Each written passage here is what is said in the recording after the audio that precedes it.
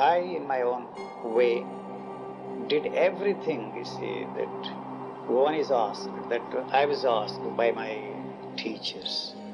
Followed everything, you see, that is there in the book. Practiced every kind of meditation and got nowhere. I discovered that, you see, it was something in the nature of a violence, you see. The goal of meditation is peace. There is already peace here. This is a tremendously peaceful living organism.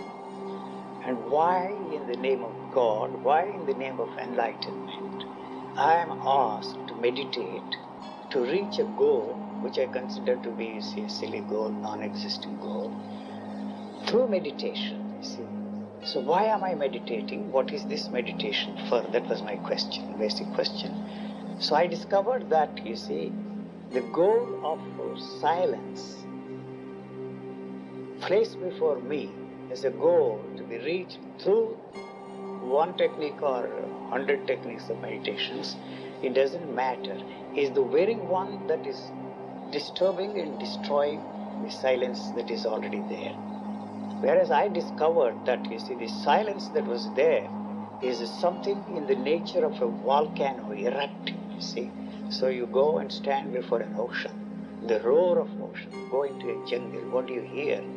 See the tremendous, you see, sound there, So that is the silence, and through meditation I am creating a dead, innate state of mind. You see, it is the mind that is involved in what is called meditation, you see. So it is interested in creating a peaceful mind. We don't realize, I'm not saying anything about what the Hindus mean by meditation. I'm not interested in that, you see. I'm not here expounding the cause of Hinduism at all. You see, what I have stumbled into, what I have discovered is something extraordinary for me. So I don't even accept that there is such a thing as a meditative state at all. You see, it is all techniques of meditations, if I may use a very, very crude word, is a sort of self-abuse. You see, it gives us, you see, the feeling that we are putting ourselves into a state of silence, into a state of God knows what, you see. So if you practice one technique, if you see one, you have seen them all. There is no reason why we should try 100 different techniques of meditation. But the basic question which we have to ask ourselves is, why do we meditate at all? What for? I cannot defend or brush aside the ancient practice. I am not interested in that at all. You see, there is an idea that is given to us that there is such a thing as peace of mind, you see, the silent mind, that there is a void, you see, that you should not be occupied with certain thoughts and you should be preoccupied with another set of thoughts. Yes. But you are always preoccupied with something or the other. At no time, so you can say that you are not occupied with something or the other. But all your energy is wasted in choosing between two thoughts. You see, this thought, I want a peaceful thought, and the other one is a violent thought. And there is an actual battle going on between these two thoughts. And one thought that you say is a peaceful thought, and the other thought is a violent thought. So what you are stuck with is a battle, a war between two things. And what you experience and call that a silent mind, or the experience of a silent mind, is the peace between two wars. And then it starts all over again. And you constantly battle with, you see, the idea that, you see, this meditation or that technique of meditation is going to put you into a peaceful state of mind. It is the mind that is responsible for the disturbance that is there. And it has invented, you see, something called a silent mind, and battles with that, you see. That's all that is there. I would go one step further and say that what I have stumbled into is something that has happened despite everything I did.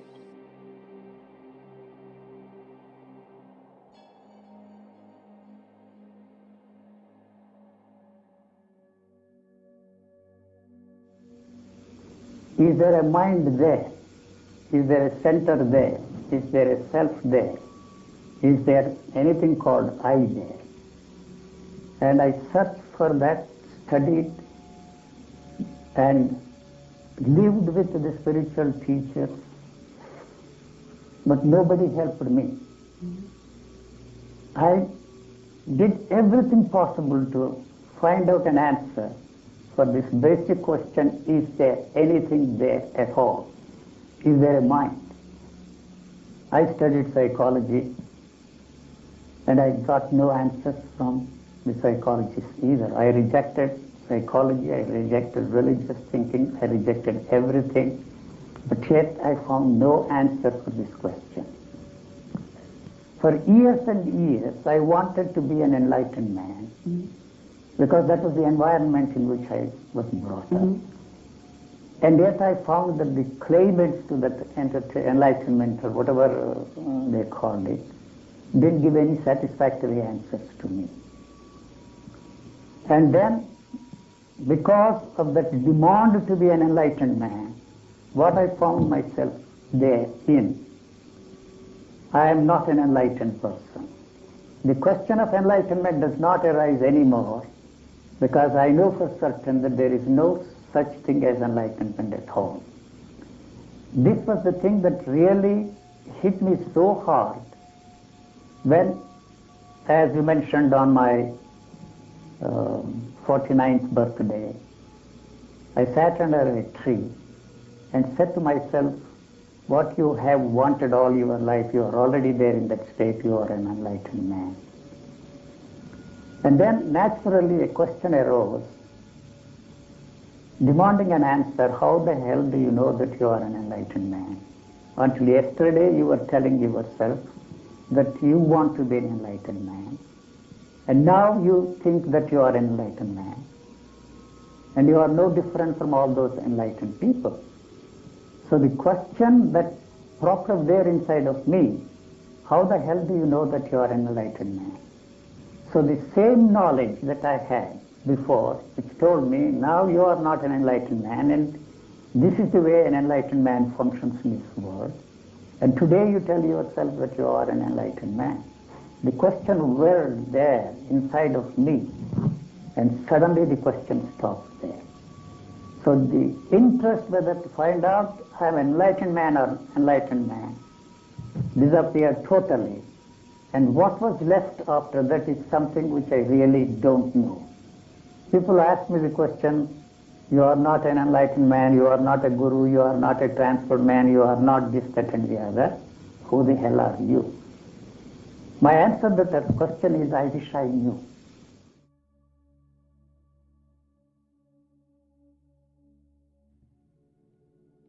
I say I'm just an ordinary man. And just an ordinary man, you see, that's all. And I am not an anti-guru, I am not a saint, I am not an enlightened man, I am not any of the things you think that I am. But how are you going to present this man, very crude, rude, and he doesn't indulge in saying anything very romantic and, promising something. How are you going to present it? It's very difficult for them to present me. And the Indian television also interested, but when once they invest money in me, you can't say something nasty about India. We have been brainwashed to believe that you cannot be an ordinary man. You see, so we have created a model. And what is that model? The model of those spiritual teachers. You want everybody to fit himself or herself, as the case may be, into that model. That's the cause of our misery, that's the cause of our suffering. Why should you be like Buddha? Why should you be like those spiritual teachers? They existed thousands and thousands of years ago. And what is there is something unique, something extraordinary. There is nobody like you anywhere on this planet. And that living organism, you see, is the result of millions and millions of years of the past. You see, you cannot compare anything with that. See, unfortunately, The belief that you should be something like that, that you should not be this, that you should not be that. You see, we are caught up in this. And people ask me these questions, you suggest people to do this and murder, get away. You watch movies full of murder, mayhem, rape, but you don't do anything that you ask people to do. I am not recommending anything. I am not condemning anything, you see. And those who condemn really are not the kind of people that should condemn. See, if that is operating in their lives, they wouldn't condemn anything. To me, there is no such thing as morality at all. So I can never be moral. So I am not trying to be free from these opposites, good and bad, right and wrong, morality and immorality. I'm just not caught up in that at all. The Indians have invented a thing called next life, and always next life. Nobody can get enlightenment in the present life. According to the Hindu tradition, impossible. You have to go through 84 million lives. And then you have to be born as a cow. No chance. And then you as a Brahmin, the highest caste today. Then you have a chance, maybe not in this life. And how come all these people there, the gurus in the marketplace, selling ideas that you can be enlightened, you see. And according to that tradition, I don't believe in tradition at all, you see, but whatever that word means, that such a man, if there is an enlightened man, he is not interested in enlightening anybody else because he does not know that he is an enlightened being. He will never pronounce to the wide world that he is an enlightened man, that is going to enlighten everybody. This is a marketplace, so there is a demand and supply. That's all there is to it. So you can live in hope one day you are going to be an enlightened man and probably set up holy business like the gurus in the marketplace and make money.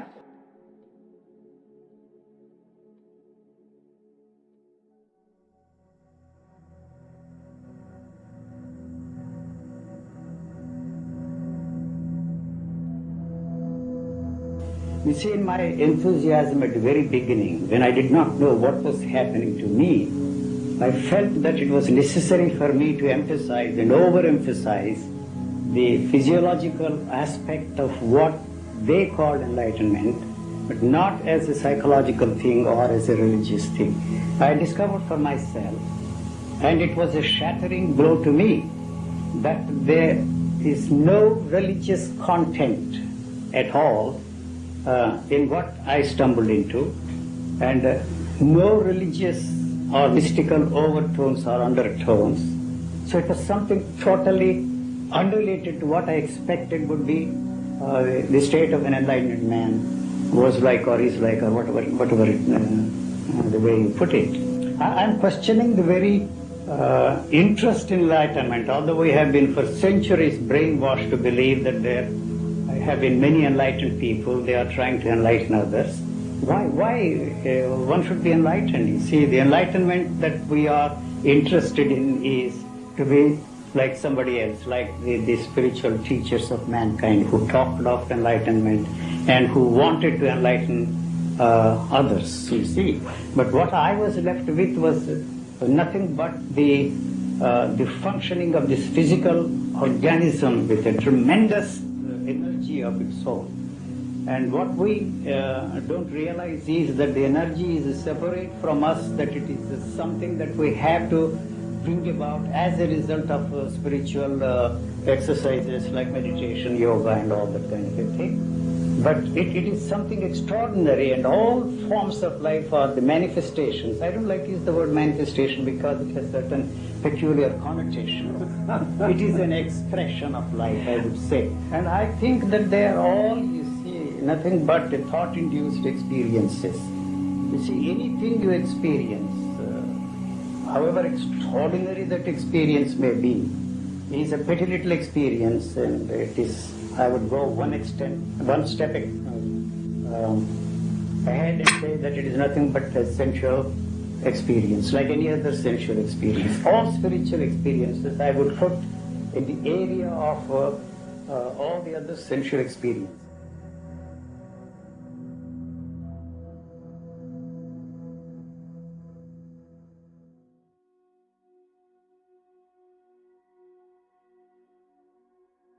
See the techniques of meditation, yoga and all that. I am not against any one of those things, please don't get me wrong, but they are not the means to achieve, you see, the goal that you have placed before yourself. So the goal itself is false. If the suppleness of the body is the goal you have before you, probably the techniques of yoga will certainly help you to keep the body supple. You see, but that is not the instrument, you see, to reach the goal of enlightenment or transformation or whatever you want to call it. Or even the techniques of meditation. All those are self-centered activities. They are all self-perpetuating mechanisms which you use.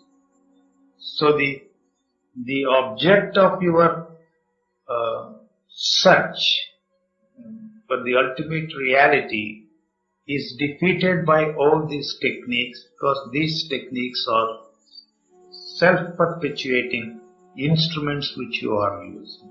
And then you will suddenly realize, or it dawns on you, that the very search for the ultimate reality is also a self-perpetuating mechanism.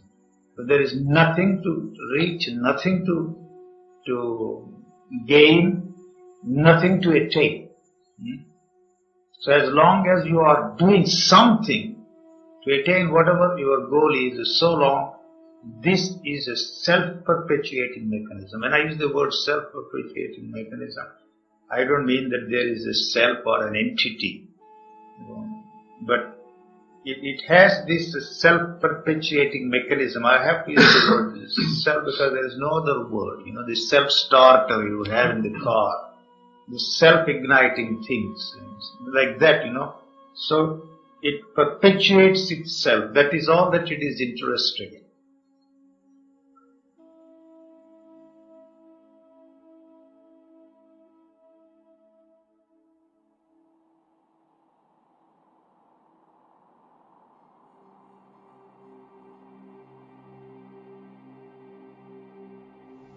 One thing that I'm emphasizing all the time, you see, it is not because of what you do or what you do not do that this kind of a thing happens, and why it happens to one individual and not another. There is no answer to that question. I assure you that it is not the man who has prepared himself, you see, or purified himself for whatever reason to be ready, you see, to receive that kind of a thing. It is the other way around, you see. So it hits, it hits at random. That is the way the nature operates. Lightning hits you somewhere, you see, it is not interested, you see, whether it is hitting, you see, a tree that is blooming, or if it has fruits, it is helping, you see, the people in providing shade, etc. But it just hits at random in exactly the same way. It happens to a particular individual, and that happening is acausal. Acausal, it has no cause. There are so many things happening in nature which cannot be attributed to any particular cause. So you were interested in studying the lives of the people, or the biographies of those people you think who are enlightened or government or some such thing, is to find out, you see, a clue as to how it happened, you see, to them, so that you can use that, you see, whatever technique they use, then make it happen to you. That's all, that is the interest. You see, those people are giving you some techniques, some systems, some methods, which don't work at all. They create the hope that somehow, through some miracle, one day, you see, it is going to happen to you, but it will never happen.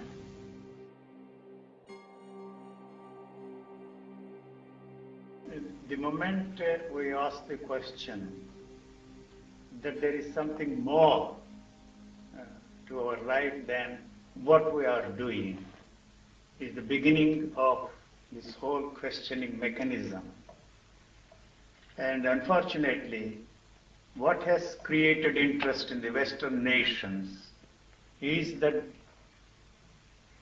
you refer to the hippie generation. They tried drugs, and that changed to quote and unquote what they call levels of consciousness in them.